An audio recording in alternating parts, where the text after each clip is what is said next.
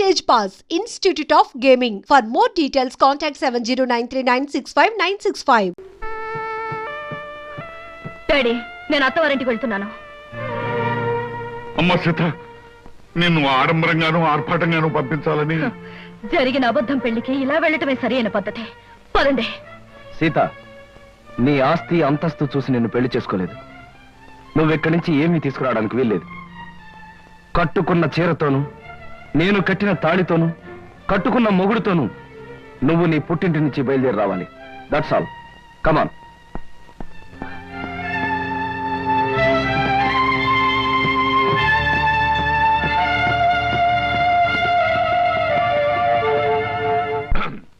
మా బాస్ చిరంజీవి ఇలాగే ఒక సినిమాలో ఫస్ట్ నైట్. అప్పుడు ఆపుతావా నీ గోలా? నేను వెళ్ళా? వెళ్ళు. 1 minute. Okay, thank you. వెళ్ళు.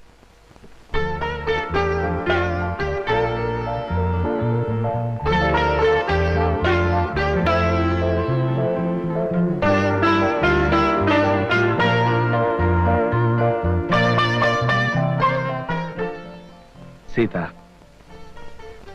మగాడికైనా ఆడదానికైనా జీవితంలో ఈ తొలి రాత్రి అనేది ఓ మరపురాని మధురమైన అనుభవం అంటారు. ఈ అనుభవంతో మనుషుల్లో ఆత్మీయతలు పెరుగుతాయి. ఒకరినొకరు పూర్తిగా అర్థం చేసుకోవడం జరుగుతుంది. సీత, నేను నీకు ఎన్నో అబద్ధాలు చెప్పుండొచ్చు, కానీ ఒక్కటి మాత్రం నిజం. నేను మనస్ఫూర్తిగా మనసారా నిన్ను మొదటిసారి చూసినప్పుడే ప్రేమించాను. I love you Sita, I love you. మీరు నన్ను ముట్టుకోవడానికి వీల్లేదు. సీత, అవును, తాళి కట్టారు గనక లోకం ముందు మీకు భారీగా తల ఉంచే ఉంటాను. కానీ నా మనసును మోసం చేశారు గనక నేనెన్నటికీ మీకు దగ్గర కాలేను. సీత, ఏమిటి అర్థం లేకుండా? అవును, లోకం దృష్టిలోనూ అందరి దృష్టిలోనూ మనం భార్యాభర్తలుగా ఉంటాం. కానీ శారీరకంగానూ మానసికంగానూ ఒకరికొకరు దూరంగానే ఉంటాం. అంటే ఇది నువ్వు నాకు విధించే శిక్ష? అవును, నన్ను మోసం చేసినందుకు, అబద్ధాలతో నన్ను పెళ్లి చేసుకున్నందుకు మీరు శిక్ష అనుభవించి తీరాలి. ఆల్ రైట్ సీత, నేను నిన్ను ప్రేమించి పెళ్లి చేసుకుంది పవిత్రమైన భావంతోనే తప్ప కామంతో కోరిక తీర్చుకోవడానికి కాదు. నా మీద మనసు లేని నిన్ను ఎన్నటికీ తాకను. ఏదో ఒక రోజున నన్ను అర్థం చేసుకుని నువ్వు నా దగ్గరికి రావాలే తప్ప నేను మాత్రం నీ దగ్గరికి రాను. అంతవరకు లోకం దృష్టిలో మాత్రమే నీకు భర్తగా ఉంటాను. Good night.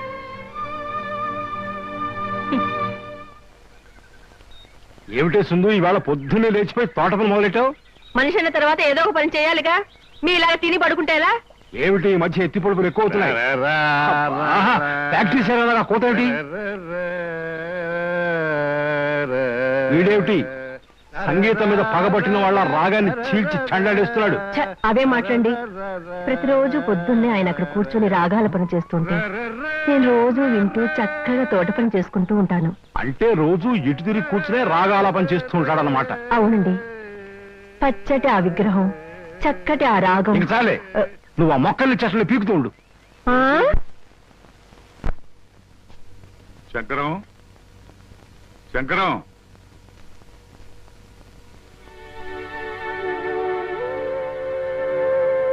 అమ్మా సీత, స్టవ్ మీద వేడి నీళ్ళు ఉన్నాయి, దించేయి. అలాగే అత్తయ్య.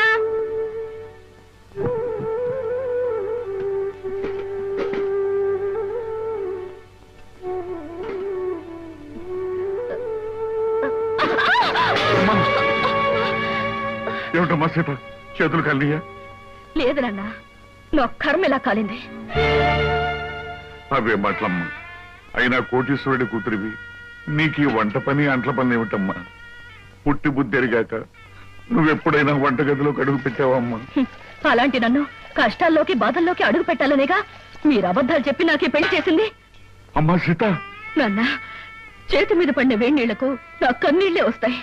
కానీ నా కన్నీటి చుక్కలు చూసిన మీకు బాధతో గుండె కోతపడి నెత్తుటి చుక్కలు వస్తాయని నాకు తెలుసా. నేను కోరుకునేది అదే. అమ్మా సీత, ఓ మంచి మనిషితో నీ పెళ్లి జరగాలని నేను తాపత్రయపడ్డానే తప్ప నువ్వో పని మనిషిలాగా ఆ అలవాటు లేని అడ్డమైన పనులు చేయాలని నేను కోరుకోలేదమ్మా.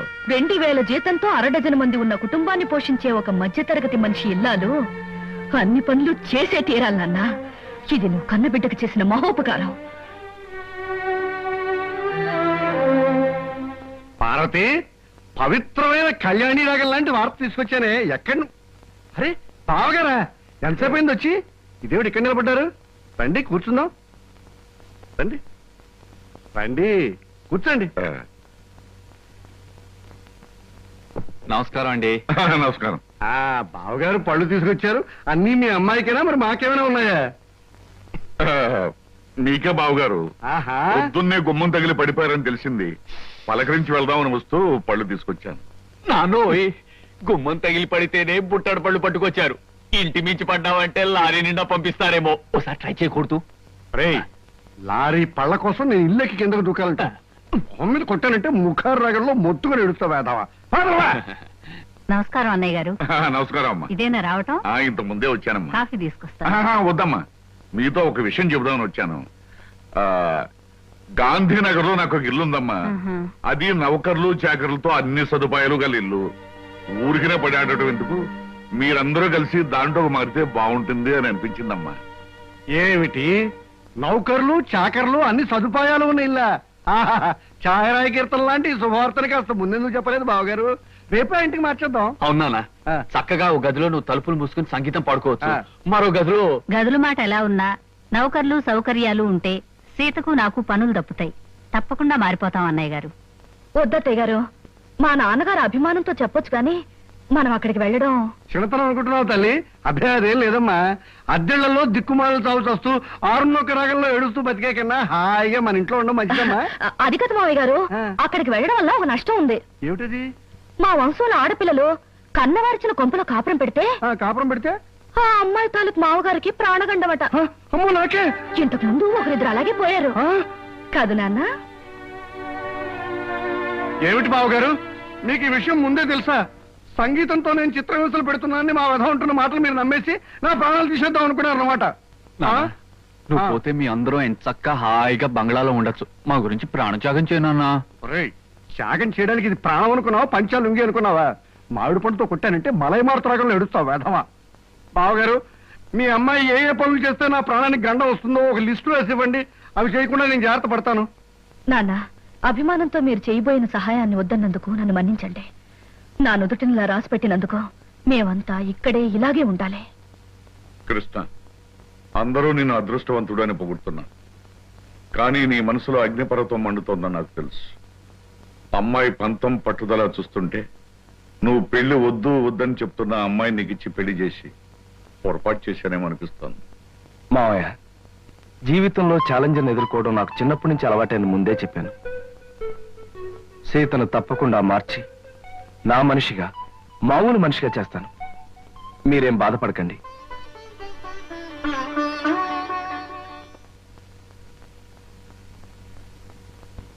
ఏమండి, ఇవాళ మన హౌస్ ఓనర్స్ వెడ్డింగ్ డే అట. సాయంకాలం పార్టీకి పిలిచారు. పెళ్లి రోజులు అనేవి ప్రతి జంటకి వస్తుంటాయి. కాకపోతే కొంతమందికి సంతోషమైన రోజు, మరి కొంతమందికి విచారమైన రోజు. సాయంత్రం పార్టీకి వెళ్ళినప్పుడు వాళ్ళకి బహుమతి ఇవ్వాలి. ఈ 500 తీసుకెళ్లి ఏదైనా కొనుక్కురండి. ఈ నెల ఇంటి ఖర్చులో ఇదొక ఎక్స్ట్రా అన్నమాట. అయినా ఈ మన్మధరావు వెడ్డింగ్ డే చేసుకోకపోతే దేశానికి ఏమైనా నష్టమా? సవ్యంగా పెళ్లి చేసుకున్న వాళ్ళకి వెడ్డింగ్ డే అనేది ఓ పండుగ లాంటిది. 4 గంటలకల్లా పార్టీకి వెళ్ళాలి. ఏదో ఒకటి తీసుకురండి.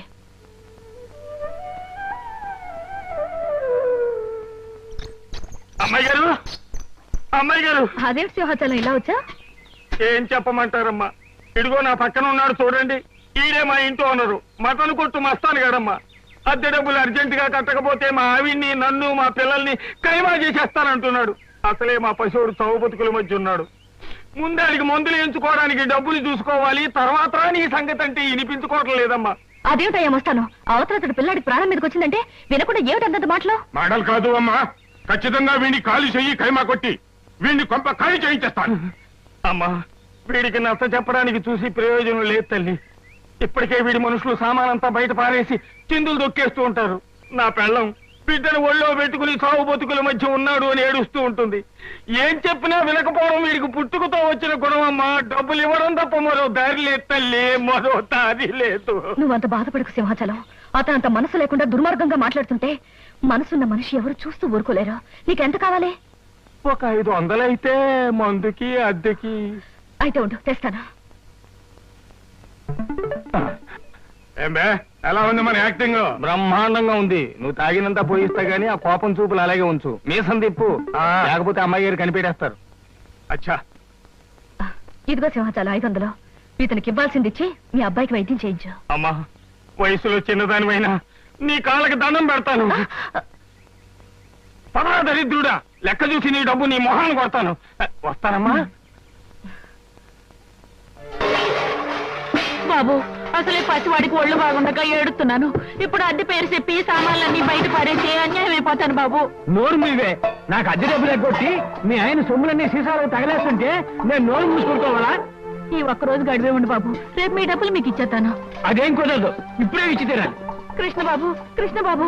ఏమిటి మంగమ్మ, ఏం జరిగింది? 3 నెలలు అద్దె బకాయి పడిందని ఇంట్లో సామానంతా ఈదులో పడేస్తానండి పెద్ద మనిషి. 3 రోజులుగా బిడ్డ ఒళ్ళు అగ్గిలా కాలిపోతున్నా ఆసుపత్రికి తీసుకెళ్ళడానికి కూడా డబ్బులు లేక బాధపడుతున్న దాన్ని. ఇప్పుడు ఈ అద్దె డబ్బులు ఎక్కడి నుంచి తెచ్చేయగలను బాబు? అవును, సింహాచలం ఏమయ్యాడు? వాడే సవ్యంగా ఉంటే మాకు ఇట్టండి కట్టాలి ఎందుకు వస్తాయి బాబు? కృష్ణబాబు, నా కాపురాన్ని మీరే నిలబెట్టాలి. నా బిడ్డ ప్రాణం మీరే కాపాడాలి బాబు, మీరే కాపాడాలి. బాబు వెళ్ళు. రండిరా. ఓయ్, ఆ సామానంతా లోపల సర్ది వెళ్ళండి. అలాగే అయ్యా. మంగమ్మ, ఇదిగో డబ్బు. ఇంటి ఖర్చులకి, కుర్రాడి హాస్పిటల్ ఖర్చులకి ఉంచు. మీరు నిజంగా దేవుడు బాబు. మంచి సమయానికి చల్లని మనసుతో వచ్చి మమ్మల్ని కాపాడారు. మీరు 1000 సంవత్సరాలు బతకాలి బాబు. సీత, సీత. ఏమిటండి ఇంత ఆలస్యంగా వచ్చారు? బహుమతి ఏం తీసుకురాలేదా? లేదు సీత, అనుకోకుండా ఓ సంఘటన ఎదురైంది. మన సింహాచలం లేడు, ఇంటి ఓనర్ డబ్బు ఇవ్వలేదని వాడి సామాన్లన్నీ బయట పారేశాడు. ఓ పక్క పిల్లాడికి ప్రాణం మీదకొచ్చి మందులు ఇప్పించడానికి డబ్బు లేక ఆ తల్లి ఏడుస్తుంది. ఆ పరిస్థితి చూస్తే నాకే కళ్ళలో నీళ్లు తిరిగాయి. అసలు ఒక డబ్బున్న వాడి పెళ్లి కానుకి ఖర్చు పెట్టడం కంటే ఓ పేదవాడి బ్రతుకి ఖర్చు పెట్టడం మంచిదని చెప్పి ఆ డబ్బు వాళ్ళకే ఇచ్చేశాను. చాలా అద్భుతంగా ఉంది మీ అబద్ధం. ఏమిటి సీత, ఏమిటి నువ్వనేది? ఏమీ తెలియనట్టు నటించాలని చూడకండి. నాకంతా తెలుసు. పొద్దున్నే సింహాచలం వచ్చి నా దగ్గర పరిస్థితి అంతా చెప్పి 500 తీసుకెళ్లాడు. ఆ విషయం తెలియక తమరు తెలివిగా అబద్ధం ఆడాలని చూశారు. అదిగా సీత నేను చెప్పేది. చెప్పడానికి ఏముంది? అబద్ధం మీద అబద్ధం తప్ప. మన పెళ్లి జరిగాక మీరు మారారనుకున్నాను, కానీ ఇప్పుడు అర్థమైంది మీరు మారలేరని. అదిక సీతమ్మ గారు, సీతమ్మ గారు, నోకాలమ్మ గుడికి వెళ్ళొచ్చాను. ఇదిగోనమ్మ ప్రసాదం. నా బిడ్డకు బాగుంటేను, ఇంటి మీదకి వచ్చిన కట్టం తప్పితేను ఈ వేళ గుడికొత్తానని మొక్కుకున్నానమ్మా. కృష్ణబాబు దయ వల్ల నా కట్టం తప్పిందమ్మా. అదేమిటి, నిన్న ఉదయం సింహాచలం మా ఇంటికొచ్చి కష్టం చెప్పుకుంటే 500 నేనిచ్చానే. ఎంత పని చేశారమ్మా? ఆ సన్నాసుడు మాటలు నమ్మి వాడి చేతిలో డబ్బులు పెట్టారా? వాడు వాడి పక్కనున్న ఆ పకీరేదవా మీ దగ్గర నుంచి తెచ్చుకున్న డబ్బుతో రోజంతా తాగుతూనే ఉన్నారమ్మా. అయితే మీకు డబ్బిచ్చి సహాయం చేసింది కృష్ణబాబే అన్నమాట? అవునమ్మా, కృష్ణబాబు 500 ఇచ్చి సహాయం చేయబట్టే కట్టంలోంచి గట్టెక్కానమ్మా నేను. కాస్త సర్ది కూడుంటే పెట్టండి అమ్మా. నిన్నటి నుంచి ఆ దొంగ సచ్చినోడు తాగుడు తప్ప కూడు తినలేదు. అది అట్టుకెళ్ళి అడిగి పెడతానమ్మా. అదేమిటి మంగా, బిడ్డ చావు బతుకుల మధ్య ఉంటే కూడా పట్టించుకున్న ఆ తాగుబోతుకి నువ్వు అన్నం పట్టుకెళ్తానంట? బుద్ధి లేదు. ఎవరు తిండి పెట్టకుండా ఉంటే వాడే మారు దారిలోకి వస్తాడా? అదేం మాటలమ్మా, కట్టుకున్నవాడు ఎలాంటి వాడైనా ఆడదానికి దేవుడమ్మా. వాడు అబద్ధాలు చెప్పాడని, తప్పు చేశాడని వాడి మీద కోపం తెచ్చుకుంటే నేను ఆడదాన్నట్టగా అవుతానమ్మా. ఉండు, అన్నం తెస్తాను.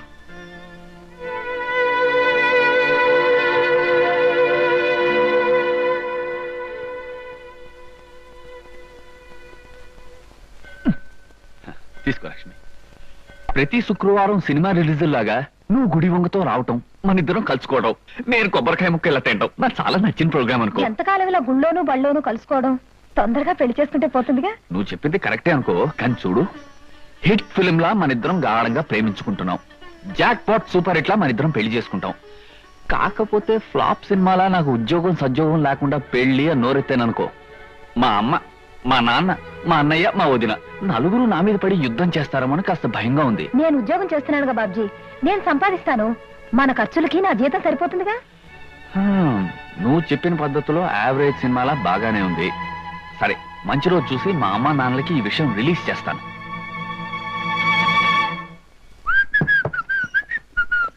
ఏమయ్యా బాబ్జీ, ఇలారా. ఏంటొద్దునా? కూరలు తరిగి పెట్టు, నాకు వేరే పనుంది.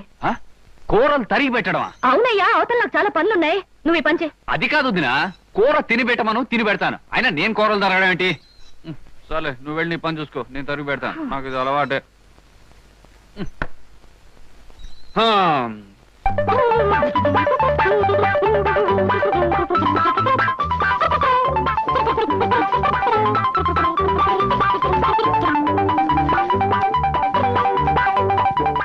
అమ్మయ్యా, వదినా వదినా, ఈ పని అయిపోయింది.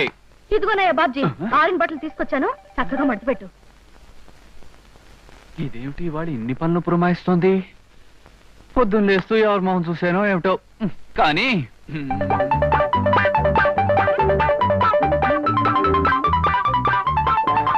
వదినా, ఇదిగో మడత పెట్టేశాను. అమ్మయ్యా, ఉండోయ్యా, 2 బిందెలు నీళ్లు తెచ్చిపెట్టు. అలాగే.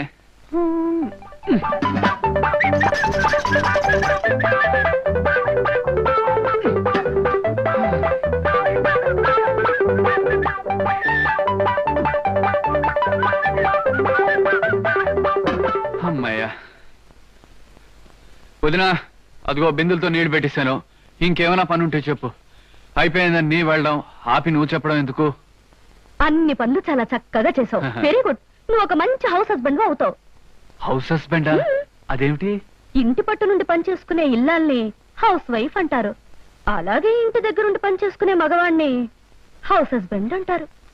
ఏమిటో నువ్వు చెప్పేది నాకేం అర్థం కావట్లేదు. ఇంకా అర్థం కాలేదా? నువ్వు ప్రేమించి పెళ్లాడాలనుకున్న అమ్మాయి ఉద్యోగం చేస్తుంది. నువ్వు ఉద్యోగం సద్యోగం లేకుండా ఊరమ్మటి పడి తిరుగుతున్నావు. రేపు పెళ్లి అయ్యాక ఇంటి దగ్గర ఉండి పని చేయొచ్చు. ఎందుకంత కోపం? ఉద్యోగం పురుష లక్షణం అంటారు. ఆ లక్షణాలేని నీలాంటి వాడిని ఏమంటారో నాకు తెలియదు. మగవాడన్నాక కష్టపడి 1 రూపాయి అన్న సంపాదించాలయ్యా, లేకపోతే ఆడదానికి లోకు అవుతాడు. గుర్తుంచుకో.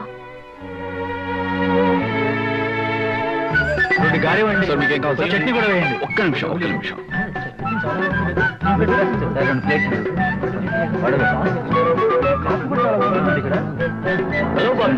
హలో కుమార్, ఏమిటో మొబైల్ క్యాంటీన్ రన్ చేస్తున్నావు? ఒరే, మనిషి అన్నవాడు తప్పు నేరం చేయకుండా ఏ పని చేసినా మంచిదేరా. నీకేం కావాలో చెప్పు, ఫ్రీగా ఇస్తాను. సార్ మీకు 10 పైసలు కదా. ఇవ్వండి. అక్కడ చట్నీ కూడా వేయండి.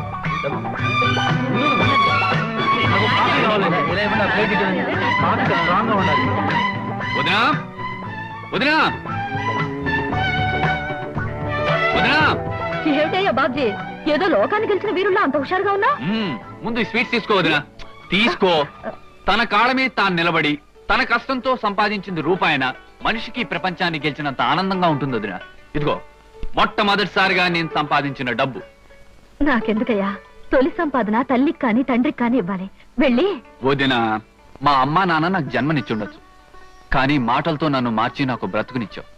పుట్టడం గొప్ప కాదు, పుట్టినందుకు మనిషి ప్రయోజకుడు కావడం గొప్పనే నా కళ్ళు తెరిపించావు. అందుకే మా అమ్మా నాన్నల కంటే నువ్వే నాకు ఎక్కువ. ప్రతిరోజు దండం పెట్టుకుని పూజించవలసిన దైవం నువ్వే గనక నా మొదటి సంపాదన నీకిస్తున్నా. తీసుకోవద్దునా.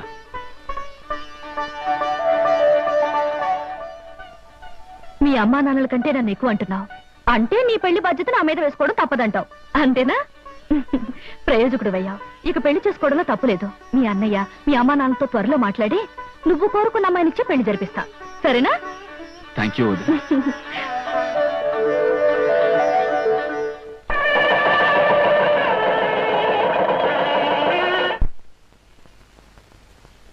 అమ్మా సీత, సీత. ఏమిటి నాన్న ఇలా వచ్చావు? నన్ను చూడాలనా నా పరిస్థితి చూడాలనా? అబ్బే, ఆ 2 కాదమ్మా, ఈ 2000 నీకు ఇవ్వాలని. ఇది దానం ధర్మం బహుమతి కాదమ్మా, బోనస్. మీ ఆయనకిచ్చే బోనస్ అమ్మా. మా ఆయనకి బోనసా? మీ ఆయనకి మాత్రమే ఇచ్చే బోనస్ కాదమ్మా, ఆఫీసులో ఉన్న స్టాఫ్ 25 మందికి ఇలా 2000 చొప్పున ఇచ్చాను. ఎందుకు ఇస్తున్నానో తెలుసా? బాగా లాభాలు వచ్చాయమ్మా, అందుకే అందరికీ ఇచ్చాను. మీ ఆయనకు కూడా ఇస్తున్నాను, తీసుకోక తప్పదు.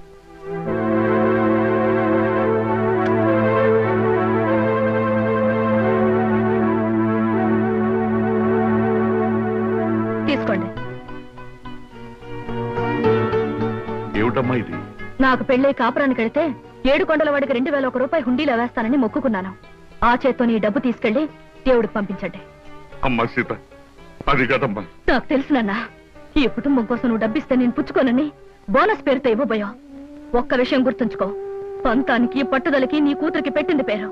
పైసా కూడా నీ నుంచి కుటుంబానికి అందడానికి వీల్లేదు. అర్థమైందనుకుంటాను. అర్థమైందమ్మా. బుద్ధొచ్చేట్టు నువ్వు చెప్పాక అర్థం కాకుండా ఎలా ఉంటుందమ్మా? బాగా అర్థమైంది.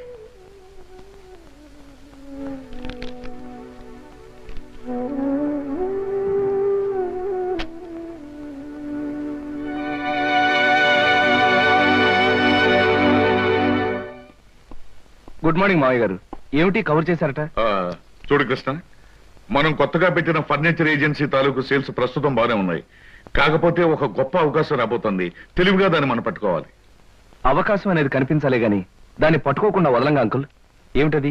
గవర్నమెంట్ హై స్కూల్స్ కి చైర్స్ టేబుల్స్ సప్లై చేయడానికి టెండర్స్ పెట్టుకోవడానికి కంపెనీలకు అవకాశం ఇచ్చారు. ఆ టెండర్ మందైతే ఖచ్చితంగా 5 లక్షలు, తప్పితే 10 లక్షలు అమ్మొస్తుంది. అయితే తప్పకుండా ఆ టెండర్ మనదయ్యేటట్టు చేద్దాం. కాకపోతే ఈ టెండర్ కోసం చాలా కంపెనీలు ప్రయత్నం చేస్తున్నాయి. వాళ్ళందరికంటే తక్కువ కొటేషన్ తో మనం టెండర్ పెట్టాలి. ఇదిగో నేను అనుకుంటున్న ఫిగర్. Very good uncle. ఈ 10 లక్షల రూపాయల టెండర్ మందే అవుతుంది. ఈ కొటేషన్ నీకు నాకు తప్ప మరెవ్వరికీ తెలియటానికి తెలియదు. ఎవరికైనా తెలిస్తే తక్కువ పెట్టి ఈ టెండర్ కొట్టేయడానికి ప్రయత్నిస్తారు. అందుచేత ఎవ్వరికీ తెలియకూడదు. ఆఖరికి అమ్మాయి సీత కూడా. అలాగే uncle. Hello, Mahalakshmi agencies proprietor Gopalarao speaking. ఏంటి, ధనలక్ష్మి ఏజెన్సీ వాళ్ళు కూడా టెండర్ వదులుతున్నారా? కొటేషన్ ఎంత? బా, నువ్వు చెప్పినట్టు రహస్యం బయటకు పక్కనివ్వలేవయ్యా. ఎంతో చెప్పు, నేను ఎంత కొటేషన్ ప్లేస్ చేయాలో నాకు తెలుస్తుంది. ఎంత? 10 లక్షల. ఆల్ రైట్, మిగతా విషయాలు నేను చూసుకుంటాను.